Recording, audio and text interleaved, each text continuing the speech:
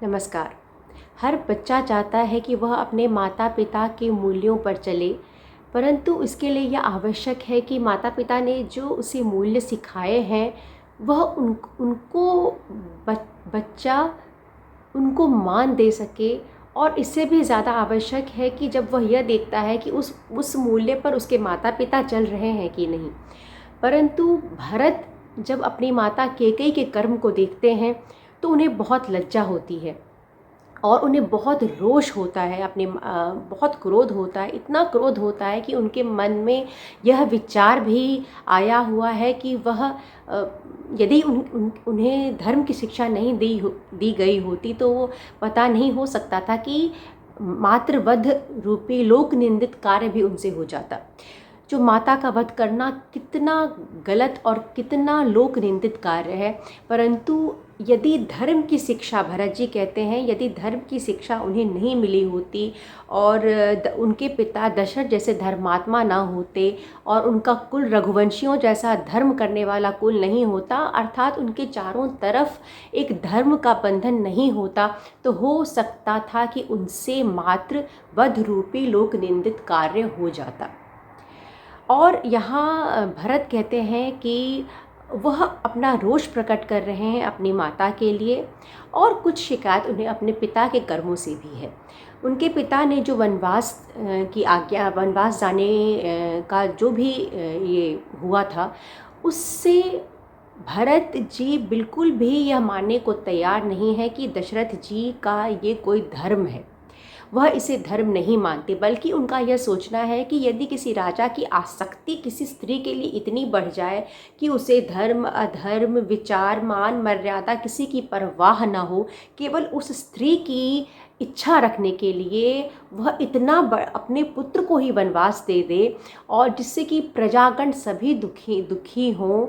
तो यह राजा का धर्म तो नहीं कहा जा सकता। और यही बात वह राम जी से कहते हैं। तो एक तरह से वह इतनी अधिक पीड़ा में है अपने माता को लेकर, अपने पिता को लेकर, और अपने माता पिता की दी हुई इसी पीड़ा को वो व्यक्त करते हैं राम जी के साथ पास। और राम जी से कहते हैं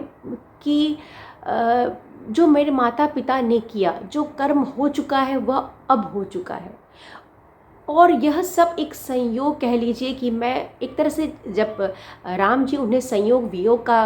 वियोग की शिक्षा देते हैं, जीवन मरण की शिक्षा देते हैं, वो इसीलिए क्योंकि वो भरत को बहुत अधिक विषाद में देखते हैं और उन्हें लगता है कि भरत ने जो यह आत्मग्लानि का भार अपने ऊपर ले लिया है, कि यह सब उसके कारण हुआ है, यह सही नहीं है, क्योंकि यह सब इसमें भरत की कोई गलती नहीं है। इसीलिए वह भरत को संयोग वियोग की बात कहते हैं कि भरत कोई भी किसी के यहाँ जन्म लेता है तो मात्र संयोग है, कोई भी किसी के गर्भ से जन्म लेता है तो वह मात्र संयोग है। इसमें उस जीव की मर्जी नहीं चलती और ना ही इस पृथ्वी पे कोई स्वतंत्र है। तो इस तरह की बातों को कहकर वह भरत को शांत करना चाहते हैं कि वह उनका जो मन है विचलित ना हो और मानसिक रूप से वह शांत हो के अयोध्या का राज चलाएं। परंतु यहाँ भरत का जो मत है वो तो बिल्कुल ही भिन्न है। वह तो अपनी माता को तो खैर वो गलत कह ही रहे हैं, वह पिता के इस कर्म को भी, जो वनवास का है, वो पिता के भी विरोध में ही है इस बात को लेकर। और यह बात वह राम जी से कहते हैं और तब कहते हैं कि अब जो हो चुका है वह हो चुका है, परंतु अब इसे ठीक कैसे किया जाए। अर्थात भरत के मन में यह बात चल रहा है कि अब जो कर्म हो चुका है वह कर्म तो हो चुका है, परंतु अब हम उसकी संतान हैं, दशरथ के, कैकेयी के, तो अब उस कर्म को कैसे ठीक किया जाए। और इसीलिए वह इस बात पर जोर दे के राम जी को कहते हैं कि भैया, संतान वह उत्तम मानी जाती है जो अपने माता पिता के कर्मों को, यदि माता पिता ने गलत कर्म किया है तो उससे ठीक करके उसे सही कर दे। और इसीलिए आप यह कीजिए कि आप वापस अयोध्या में अपना राजपाट ले लीजिए, ताकि इससे यह होगा कि हमारी माता जो कैकेयी है उनका कलंक दूर होगा, और हमारे पिता जो दशरथ जी हैं उनका जो चारों तरफ लोक निंदा हो रहा है, अर्थात दशरथ जी ने तो हमेशा पुण्य ही किया था, परंतु जीवन के अंतिम क्षण में जो उनसे, अंतिम समय में जो यह हो गया राम जी का वनवास, उसको लेकर उन चारों ओर उनकी लोक निंदा भी हो रही थी। तो भरत जी कहते हैं कि राम जी को, यदि आप अयोध्या वापस चलते हैं तो उससे कैकेयी का भी कलंक मिट जाएगा और दशरथ जी की जो लोक निंदा हो रही है वह भी रुक जाएगी। तो हम अपने माता पिता के गलत कर्मों को, जो भी हमारे माता पिता ने किया, उससे अब हम सही कर सकते हैं। तो यह तर्क होता है भरत जी का, और इसके लिए वह राम जी के चरणों में बैठकर राम जी से बार बार विनती कर रहे हैं, आग्रह कर रहे हैं। तो देखिए यहाँ इसका जो ये जो पाठ है उसका भाव यहाँ यह निकल कर आता है कि जो बंधन, जिसे हम बंधन कहते हैं, धर्म का बंधन, तो बंधन जो होता है वह बहुत आवश्यक है मुक्ति के लिए। कुछ बंधन बहुत आवश्यक है मुक्ति के लिए। एक मिनट के लिए यदि मान लीजिए कि ये धर्म का बंधन नहीं होता, या धर्म का पाठ नहीं पढ़ाया गया होता, आध्यात्मिकता की समझ, अध्यात्म की समझ नहीं होती भरत के अंदर, और यदि विषाद में, क्रोध में आकर उन्होंने कैकेयी के ऊपर कुछ प्रहार किया होता, जिससे कि कुछ ऐसा कर्म हो जाता जो नहीं होना चाहिए, तो क्या होता? तो पूरे समाज में तो उनकी निंदा होती ही भरत की, और दूसरा क्या होता कि राम जी कभी उन्हें वह प्रेम नहीं दे पाते भरत जी को, और